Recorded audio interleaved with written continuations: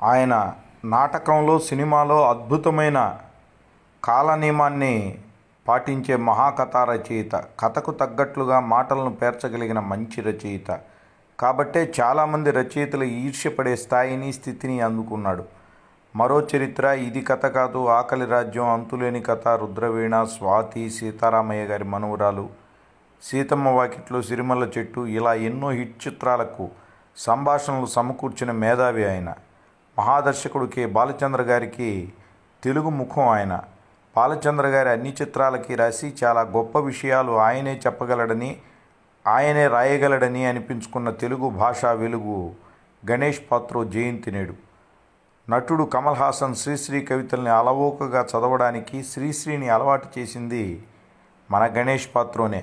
నాటకీయత, విసురు, మాటల్లో పదును, తనదైన భావదారుఢ్యం ఇవన్నీ సాధించగలిగిన రచయిత గణేష్ పాత్రోనే.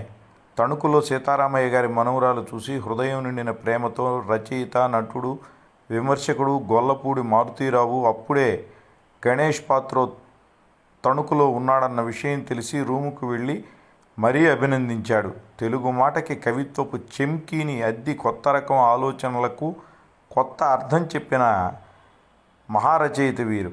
గణేష్ పాత్రోగా అందరికీ సుపరిచితులైన ఆయన అసలు పేరు బెహర సత్యగణగంగ వెంకటరమణ మహాపాత్రో. విజయనగరం జిల్లా పార్వతీపురం ఆయన స్వస్థలం. 1945 జూన్ 22వ తేదీన జన్మించారు.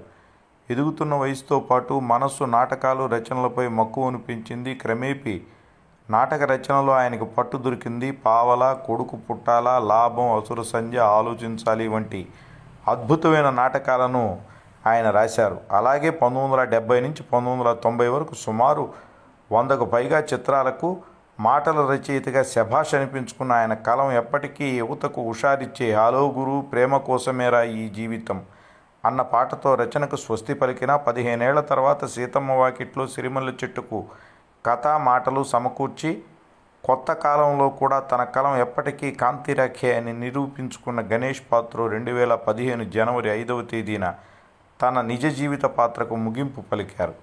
కానీ ఆయనను విస్మరించిన విజయనగరం జిల్లా పార్వతీపురంలో బైపాస్ రోడ్డుకు ఆయన పేరు చెప్పారు, అంటే పేరు పెట్టారు.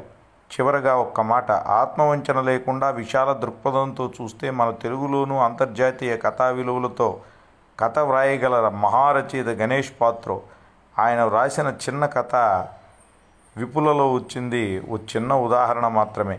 ప్రపంచాన్ని తెలుగువారి మనోక్షేత్రాల్లో ఆవిష్కరించిన మాటల మాంత్రికుడిని స్మరిస్తూ, ఆ మాటల సంభాషణ చతురుడికి ప్రణమిల్లుతూ, భారతమాతకు వందనం, తెలుగు తల్లికి అభివందనం.